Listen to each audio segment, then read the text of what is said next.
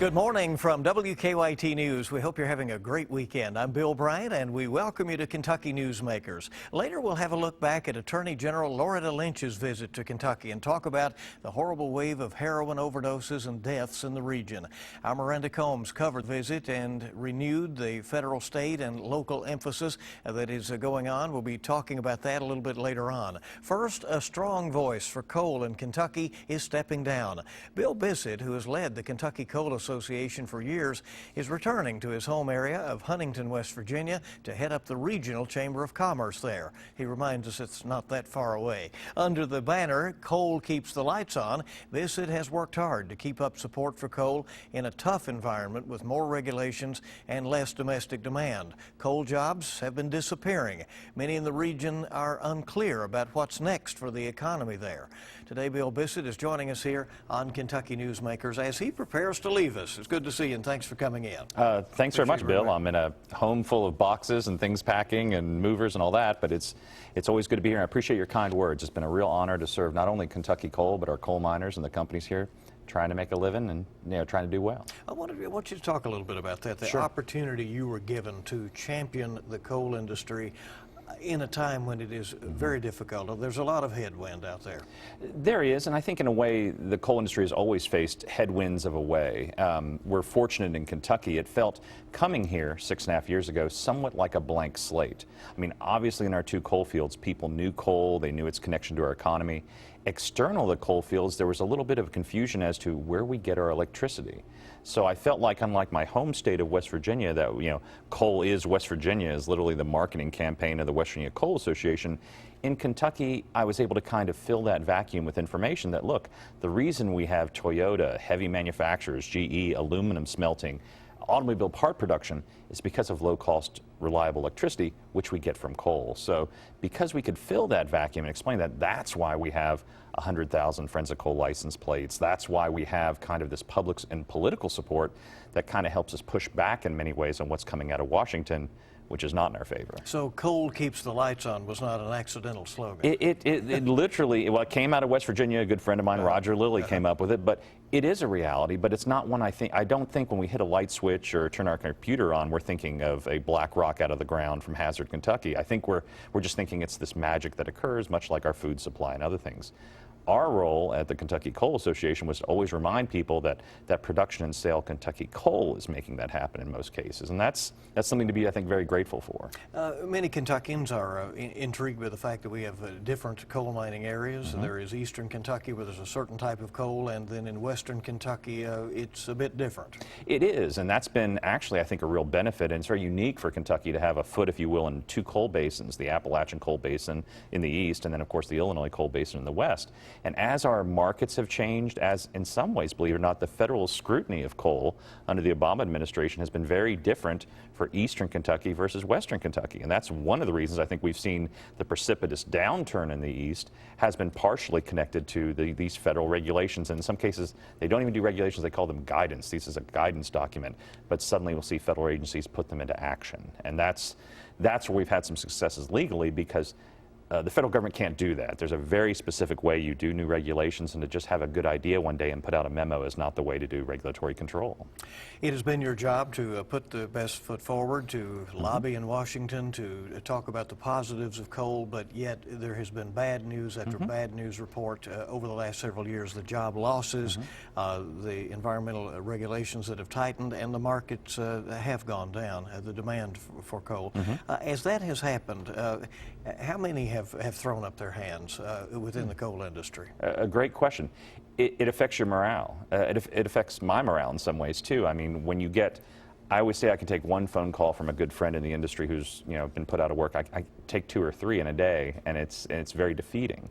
But at the same time, you wake up the next day wanting to work harder, wanting to find ways to move forward and explain what's happened to eastern Kentucky. I mean, you go to Pikeville and things look somewhat still the same, but you go to Hazard or Harlan or other places in eastern Kentucky and it looks very different.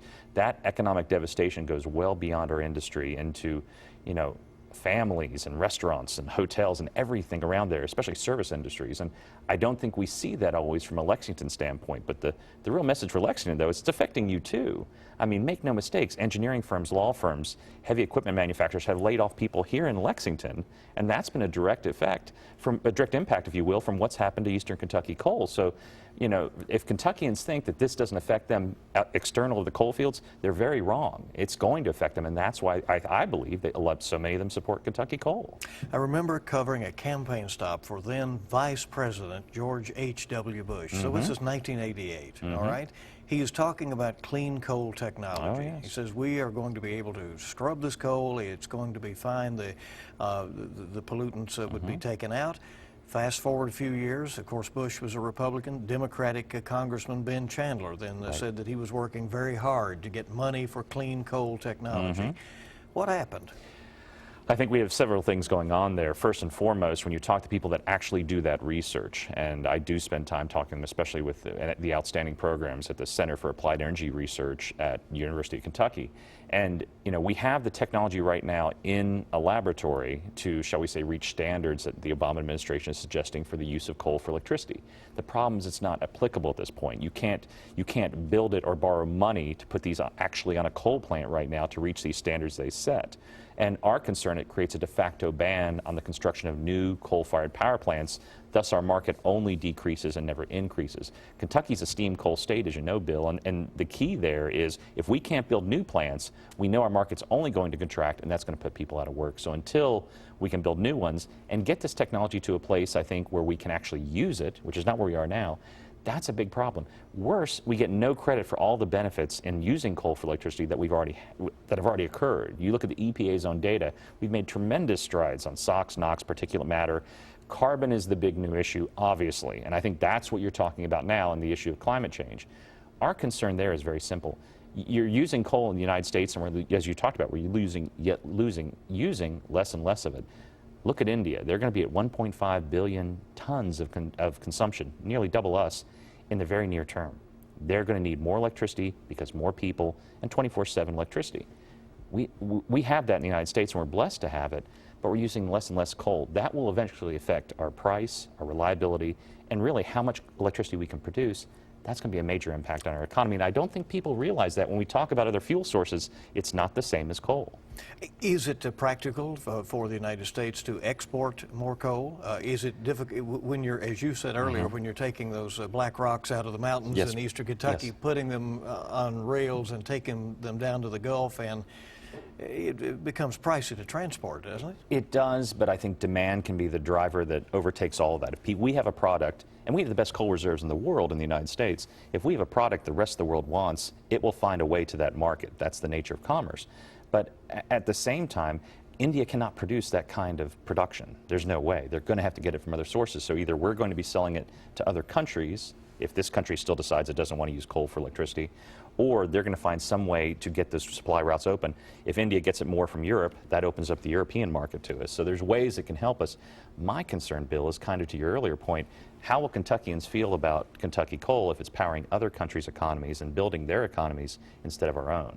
And I think that could affect public support a great deal. You told me that you're seeing some slight uptick right now, the first glimmer of good news for coal in years. It's really twofold. A lot of the media coverage we see in industry trades, this is more metallurgical coal, which we do a little bit of in Kentucky, but not like the steam coal, which is really our breadbasket.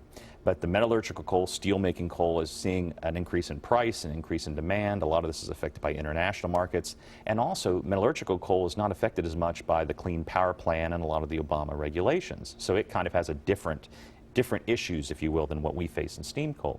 So that's good. But the other thing I'd mention, too, is I talk to my membership, and whether they're in eastern or western Kentucky in the coal industry, there is a cautious optimism. Now, what's fascinating is here in, just about 2 months, we're going to have an election. And I think that's going to affect not just who lives in the White House and what they think of that black rock, but also who they put on the Supreme Court, who they select to run the EPA, and what those people are going to think about our industry, too. So there are a lot of variables, but cautiously optimistic. And those words are no comfort to an out-of-work coal miner in eastern Kentucky, but something's starting to happen. I'm wondering what this election may do to that good And I news, want though. to talk to you a little bit more about that, and we'll finish up with Bill Bissett, who is the head of the Kentucky Coal Association, but who is leaving that post here in just a few weeks. We'll be back on WKYT's Kentucky Newsmakers, and later we'll look back on the visit of Attorney General Loretta Lynch here on WKYT. Welcome back. It's so good to have you with us on WKYT as we continue on Kentucky Newsmakers, and we're continuing to visit with Bill Bissett, who is with the Kentucky Coal Association and who is leaving that post after several years. He's going to back home to Huntington, right? Yes, sir. Yeah. What are you going to do there? I'll be running the Huntington Regional Chamber of Commerce, which is a multi-county, regional chamber of commerce back in West Virginia, literally right across the border. And as I was at the Governor's Conference for Energy and Environment yesterday, everyone's like, oh, you're leaving. And I'm like, I'm closer than Pikeville. I mean, really, when you think about it in a way. And, Lexington's been great to us. The people have been great. And this job's been a challenge for 6.5 years, but it's been a great challenge. And so up there, you'll be back in touch from time to time. I will not be far away. All right, we talked about the presidential election, at least made a glancing reference. The presidential debate is coming up Monday night.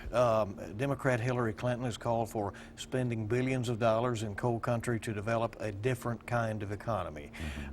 She famously said and then backtracked that coal miners would be put out of work. Republican Donald Trump has said he will bring coal jobs back and reopen mines. Is that practical? What do you see happening in this election? I see many things, and I'm actually getting questions right now from national media as to, what should we ask them? What answers should they provide? And I will say this: if you look at the words of these two candidates, and obviously this is probably the most divisive election we've ever seen. Right.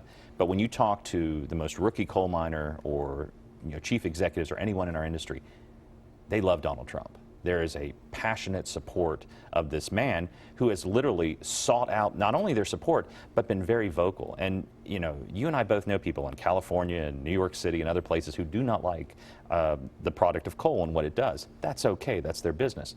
But he has passionately said, I'm going to put these people back to work. We're going to find a way to do it. As opposed to Secretary Clinton, who's been very aggressive, I think, not only in her words, but getting someone like Bill McKibben, who's an ardent environmentalist, to write the national platform for the Democrat Party, sends a real clear message that they're no longer with us. And that puts coal in a very binary box, I think, not only to the presidential race, but partisanship too. That's just where this industry is.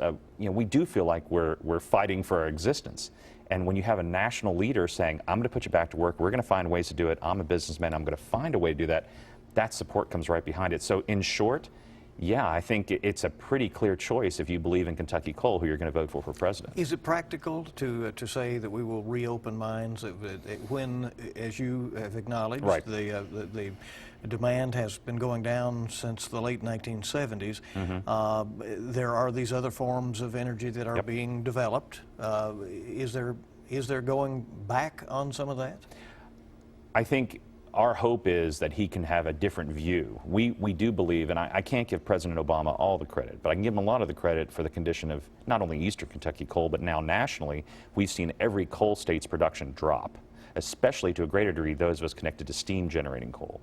So our hope is if there's someone in the White House who thinks differently about our product, that could bring that back the other way. In other words, if one president can do this, perhaps one president can get us back going the right way. It will take time. The changes will not occur immediately.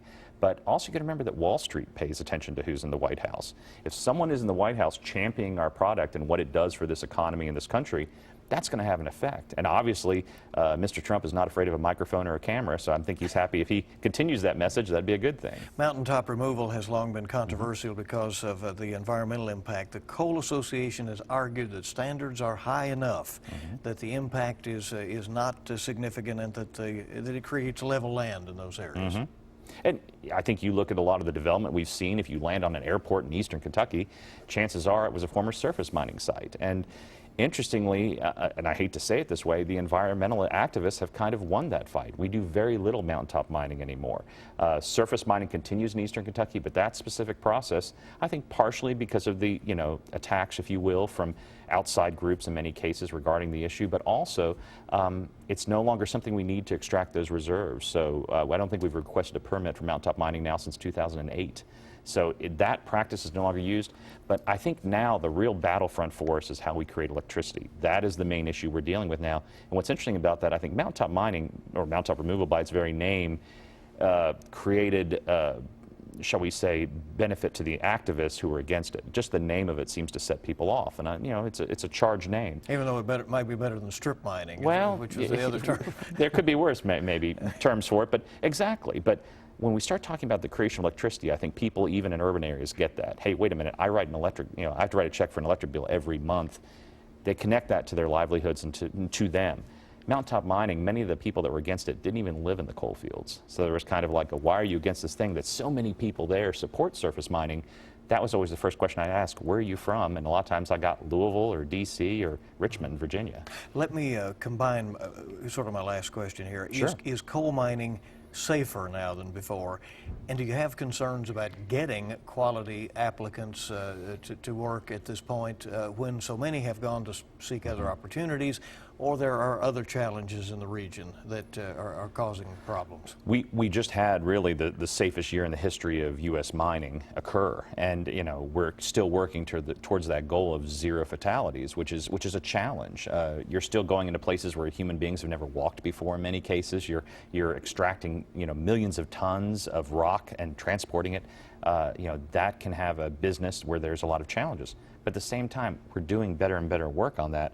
But anytime a coal mine has, you know, let's say a month of no accidents, you know, zero lost time accident, does great things, you're not going to see that on the television or newspapers. And I'm not criticizing the media. It's not a chronicle of conflict and change, as you and I know. We don't cover the banks that we're not robbed. No, or that this restaurant hasn't poisoned anybody in several years. You know, that's not going to be a headline, and nor would that restaurant want that. But, you know, we're doing better in that kind of work, but we get zero credit for it. I'm so pleased in that. You look at the professionalism. I think the challenge for coal mining, though, is because we have had these layoffs, we have a younger applicant pool, like you were talking about, and a lot of those experienced, if you'll forgive me, gray-haired people are going on to other things or retiring. And that experience oftentimes is the best thing to keep mines safe and miners safe. Bill Bissett, thank you for coming by. We appreciate it, and it's been a pleasure to interview you several times over the years. Good luck in Huntington. Thank you, Bill. We'll do our best. We'll be back in a moment on Kentucky Newsmakers. WKYT investigative reporter Miranda Combs joins me and looks back at Attorney General Loretta Lynch's visit to the Bluegrass. Welcome back to Kentucky Newsmakers on WKYT. The Attorney General of the United States came to Richmond and to Lexington this week to talk about the horrible wave of drug overdoses and deaths in the region. Loretta Lynch spoke with students, police officers, and others as the federal government now intensifies the effort to try to slow down the heroin epidemic. WKYT's Miranda Combs heads up investigations for our news organization. She also covered the Attorney General on that day, and Miranda joins us. Thanks for coming in. Sure. Why did the Attorney General choose to come to Central Kentucky, of all places she could go? I think several reasons. Number one, Lexington, Louisville, and Cincinnati have all been hit hard with heroin and fentanyl, so it was fitting for this Heroin Awareness Week that she would come to this area. Also, Madison County in particular, where she spent the morning. 30+ overdose deaths since January there. Also, I think she likes a lot of what the U.S. Attorney for the Eastern District is doing right now in regard to prosecuting dealers on a federal level and winning and putting them behind bars in federal prison. You saw her in different settings. She spoke to kids, then she spoke again with law enforcement and with the prosecutors and so forth.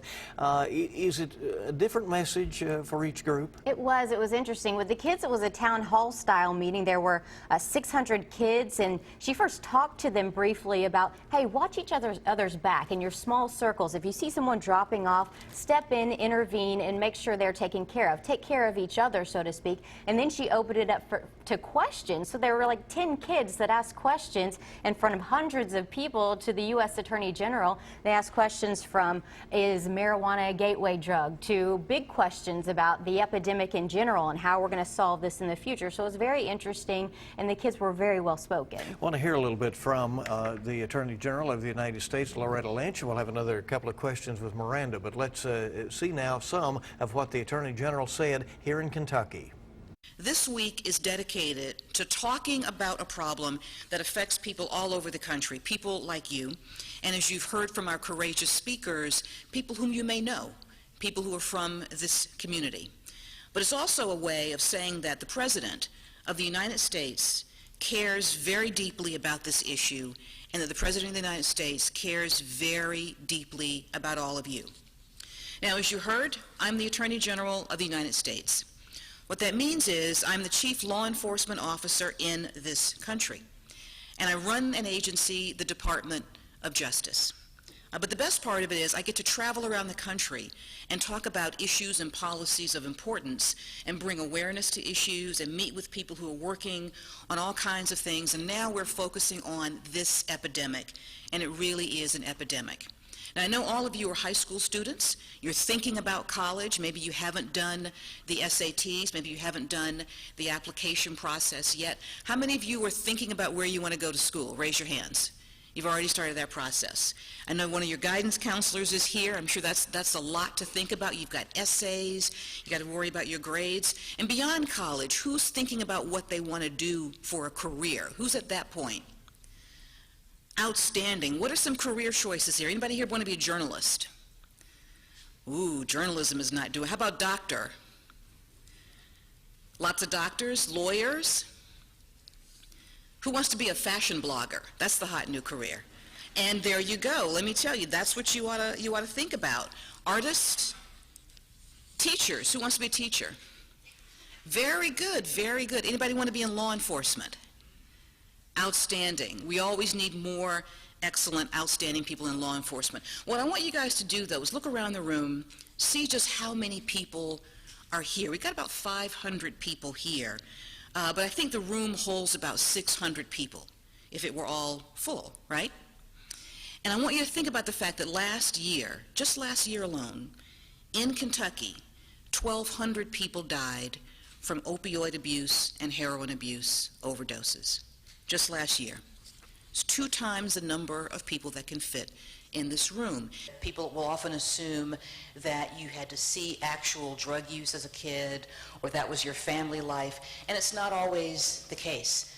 You know, Alex, you can speak to this, and you did speak to this, Kayla also, but I can certainly tell you that most of the heroin abuse we see, as we've discussed, starts from prescription drug abuse. It's totally legal. It can literally be for a legitimate pain problem, surgery, and someone comes away with way too many pills, or people save pills, and the kids are curious and they start using them and they get addicted. And I've heard so many times from parents. Just this week we had interviews with other parents who were calling into a radio show that I was doing about a young athlete who literally had knee surgery, and the doctor prescribed him pain pills, and the parents thought, well, they're okay because they're prescription, they're prescribed, they're legal. No one thought to say, does he need this many? No one thought to say, can we taper off, or is the dosage too high? And he became addicted. And because of the addiction, that took over. And within 2 years, he also had turned to heroin, and he unfortunately did not survive. Attorney General Lynch then took office as the 83rd Attorney General in April of 2015. She brings a clear-eyed understanding of the terrible opioid epidemic that has gripped our nation. Please help me welcome United States Attorney General Loretta Lynch.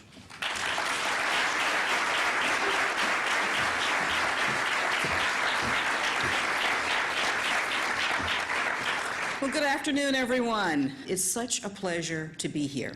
It's really a privilege, really, for me to be here with this outstanding group. So many law enforcement officers, scholars, students, and public servants, as we begin and for many of us continue this vital discussion about how we can work together to confront the opioid crisis that is gripping our nation. Because by doing so, we'll be building stronger and safer communities and ensuring healthier and brighter futures for every American. And of course, as we know, every American is at risk. No one is immune from this. The explosion in opioid and heroin abuse in the United States in recent years is truly an epidemic. It is. No one is immune, no individual, no family, no community. Opioid abuse knows no boundaries. It cuts across any line that we can draw. of race, age, gender, wealth. It cuts across the lines of cities, suburbs. It hits rural towns, it hits tribal communities. Now, just a few weeks ago, the Department of Health and Human Services released new numbers showing that 3.8 million people, 3.8 million people ages 12 and up are currently misusing prescription pain relievers in our country. And that's just the prescription pain relievers in our country. This is a stunning indication of how widespread this phenomenon has become. And I will tell you, I was stunned not just at the number of 3.8 million people, but that we are counting this issue down as young as 12. That is also stunning to me, but that is our reality. Those are the issues that we face. And those of us who've been dealing with this issue and living with this issue know we have to look even younger to make sure we have the educational programs in hand to give our children the tools they need not to fall prey to this. Attorney General Loretta Lynch. Miranda, so what is the strategy going forward? I think twofold.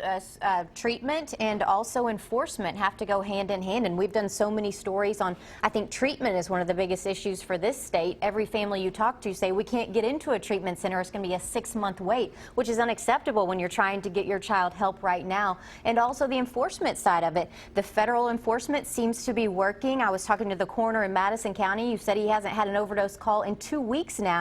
And he attributes that to the fact that it's the word's getting out on the street that, hey, you're going to get locked up in federal prison. And you said maybe speaking to schools could be effective. It was interesting because we talked to the students afterward, and they said, we really aren't having a drug problem inside this school, yet we all know somebody outside of our school in our family, friendship circles that are having an addiction with drugs. So maybe catching them, making them aware inside the school buildings is the right approach right now. Maybe nip it in the bud there. All right, Miranda Combs, thank you. Thank you for joining us for this edition of Kentucky Newsmakers on WKYT. I'll see you bright and early this week on WKYT This Morning. Have a good week ahead.